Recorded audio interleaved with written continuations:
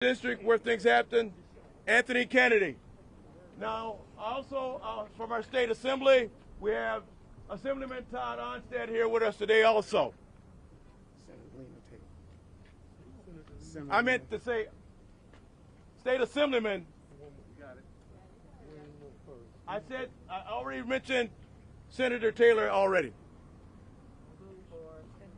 And we have folks here from our school board, Yolanda Santos Adams. And if I missed anyone, so I'm going to get started with my comments. And after I get finished with my comments, our state Congress president, from Wisconsin, Wendell Taylor, will proceed with the rest of the program. Wendell Harris. You had to excuse me? That's all right. You ain't got to apologize. Kenosha, Wisconsin. It is with tremendous heaviness in my heart that I speak on the terms of the event that occurred Sunday at 2805 40th Street in Kenosha, Wisconsin. The Kenosha NAACP, during the Congress of community members and organizations, solutions and resolutions, and meeting with the Kenosha Police Department, the District Attorney, and the Police and Fire Commission in that regard.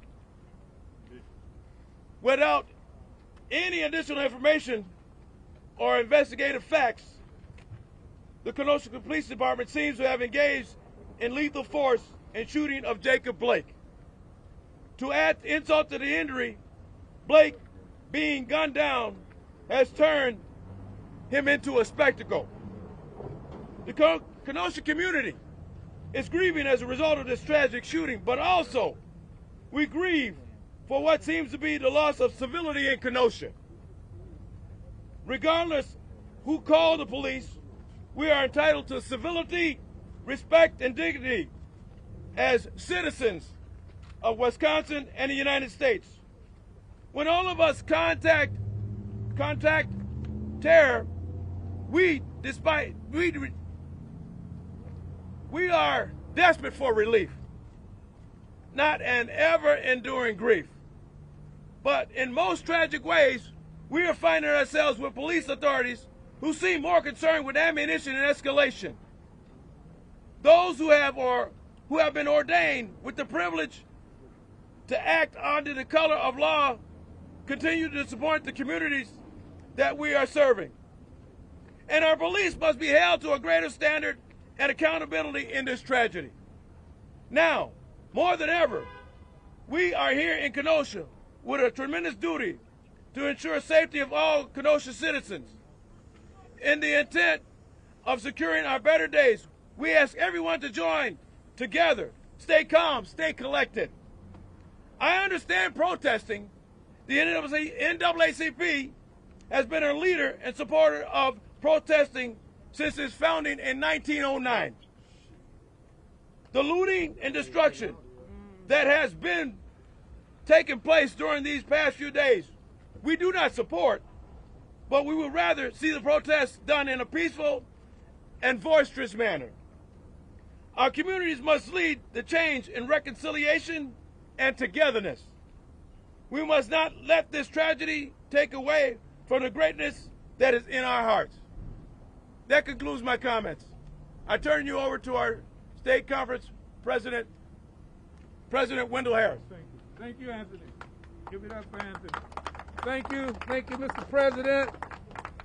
On behalf of the Wisconsin Conference of Branches NAACP,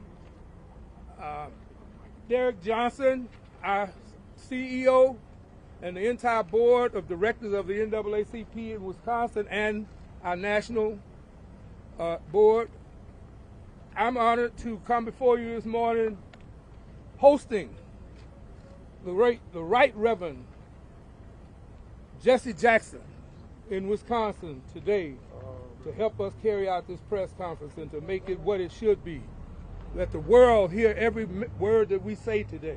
I'm going to read you a brief message from our president, a message from President Johnson that all of us in the NAACP, we speak with one voice. And this message says, Derek Johnson, President and CEO of the NAACP, the appalling and heinous shooting of Jacob Blake is yet another stark reminder of the free will atrocities committed against black people at the hands of those entrusted to maintain public safety. The recent shooting comes on the heels of the civil unrest that has caused the world to take heed to the long-standing pandemic of systematic racism and injustice. The unfortunate and sobering reality is that black men and women are under perpetual fear of having their lives taken from them at any given moment while engaging with police officers. In a country where the phrase life, liberty, and the pursuit of happiness emphasizes undeniable rights, Jacob Blake is another prime example of a succession of individuals that the promise of this nation ring hollow for far too many minorities. At this moment, the work of the American people is clear and unquestionable. We must continue to fight, organize, and mobilize against police brutality. While the victims and the state sanctioned killings at the hands of law enforcement, while the visions of Jacob Blake, Ahmaud Arbery, George Floyd, Breonna Taylor, and countless others play over and over in our minds, we must not grow weary until we've achieved police liberty and substantive change is realized. If there was ever a time for us to unite against a common threat to the existence of black people, is now. Our thoughts and prayers with Jacob Blake and his family and friends as he continues to fight for his life and the return of his children. Again, thank you all for taking a moment to hear what I have to say on behalf of the NAACP. And we're going to take care of a couple of housekeeping things before I step down. I'm going to be facilitating this conversation. And when I give you that look, everybody but the Reverend Dr. Jesse Jackson, I want you to step away from the mic because we have to expedite this in a timely manner because there are some other things going on in Wisconsin with Dr. Jackson today that we cannot, all of Wisconsin, want to hear. So thank you all for being here, and the NAACP is with you, but we will not rest until criminal justice policies are changed in the state of Wisconsin and that we all have our freedom and rights. Thank you. Thank you. The next person on the agenda is the good Dr. Reverend Jackson's national spokesperson, Mr. Bishop Travis Grant. Thank you, Doctor. I am Bishop Travis Grant, Tavisgrant. I'm the National Field Director for the Rainbow Push Coalition, who has offices in 25 cities across the country. We're here today because we've had enough. This week marks 4 years when Colin Kaepernick began his crusade to strike a chord with the conscience of America that racism is a virus that we have no vaccine for. That's right. If we were to address racism like we address terrorism, racist individuals with racist rhetoric would be much more reluctant and have greater hindrances than being out in the open and in plain sight as the 17-year-old shooter was. Had Jacob Blake been a 17-year-old black male with a loaded weapon, he would not be alive today. It is only by the grace of God that he is alive, and we offer our national and international prayers for he and his family.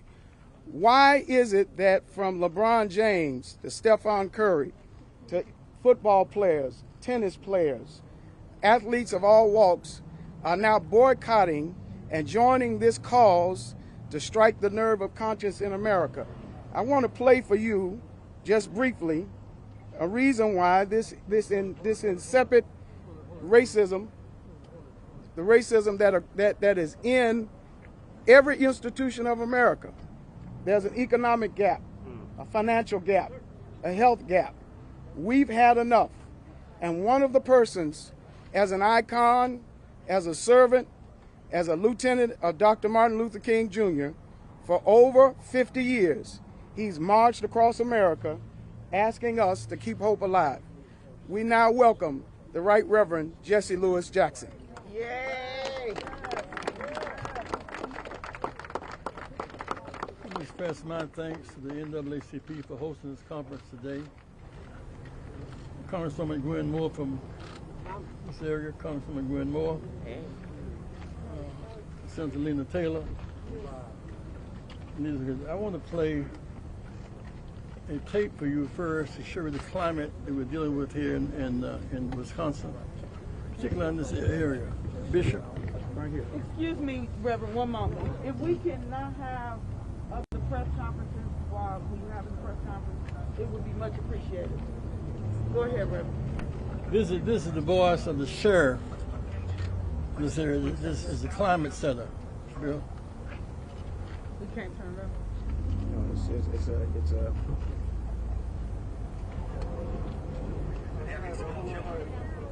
Let's put them away. At some point, What's the mic? correct. I don't care what race, I don't care who they are. If there's a threshold that they cross, these people have to be warehoused. No recreational time in the jails. We put them away.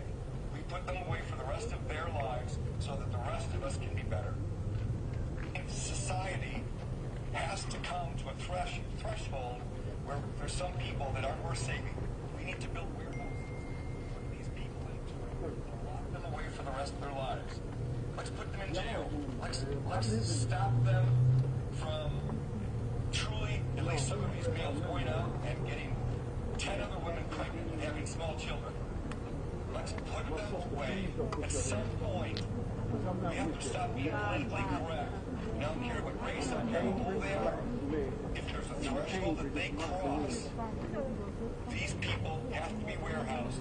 No recreational time in the jails. We put them away. We put them away for the rest of their lives so that the rest of us can be better. Bishop, how can the press link to this? They couldn't hear this well. Here is the sheriff speaking of warehousing people, putting them with the rest of their lives in this anti-protest season. How can they link to this? part of our challenge is both with the patronizing of the police chief of the 17-year-old. There was no reason for a 17-year-old to carry a loaded weapon to try to preserve peace in the city of Kenosha. You had city police, you had county police, you had 1,000 National Guard. You had more than enough security in the city to do the job of law enforcement. These individuals are linked. Militias are part of the racism problem. Koinon is a part of the racism problem, and institutional racism. You can go to our website, rainbowpush.org, and retrieve this recording of the sheriff saying we need to build warehouses for these people. He's using this dog and whistle, these people. We are not these people. We are black people, and Black Lives Matter. Black Lives Matter! I want to express my thanks and leadership gathered here today. Athletes who stood up. I think LeBron James deserved a Nobel Prize. Yes. Standing up in Trayvon case in Miami. Standing up, building a school in Ohio for Breonna Taylor he deserves. He's changed the culture of athletes in America today. I want to make this point clear. There's a pattern of killing black people. When Roof killed 9 black people in church in Charleston, South Carolina, police took him to get a hamburger before taking him to jail. He walked away. The killer walked away free. When George Floyd was killed in Minnesota, the killer went home that night. The prosecutor said nothing could happen. The next day when Keith got the case, first time in the history of Minnesota black police have been indicted for killing a black. Breonna Taylor, the killer in Kentucky, still walks free today. The killer of Jacob, still homeless, the shooter, walked free today. The fact of the matter is, the prosecutor said in Minnesota they could not find a case against the killer of George Floyd. Keith Ellison, as Attorney General, moved quickly, indicted them. Now they're guilty to proven innocent because of the horrendous killing. He burned upon the state's attorney in this state, Attorney General, to move and move quickly. We must know that justice works for the people. Second, I want to make this concern that shot in the back 7 times. 7 times. No, just in front of his children. No justification. When LeBron McDonald was killed in Chicago, covered up the tape. 400 days, 16 shots. The line said he approached him with a knife. The film showed he shot him in the back. 16. Paid $5 million for cover up, and it didn't work. So whether Laquan McDonald, Breonna Taylor, or Jacob here in Wisconsin, pattern, we demand justice from the country. There's a kind of moral desert at the top. This year, today, 57 years, I was in Washington, D.C. Just left jail in Greensboro, North Carolina, trying to use a public restaurant. The president had a little power, but had aspirations for justice and decency. Today, there's a moral desert, top down. Acid rain is coming top down. When Dr. King gave a speech in Washington in John Lewis, 1963, only one black official in the whole South, Leroy Johnson from Atlanta, Georgia. From Texas to Florida, to Maryland, we couldn't use a single public toilet. We couldn't buy ice cream with Howard Johnson. Couldn't in the room with Holiday Inn. We lived in tyranny. Black and brown, so sat behind Nazi prisoners of war on American military bases. 57 years later, there's something more sinister. Case of Minnesota, Wisconsin, up south. Something is going awry. President Trump said in a speech in Chicago, if you protesters, if you violate them, I'll pay the bill. It's a signal.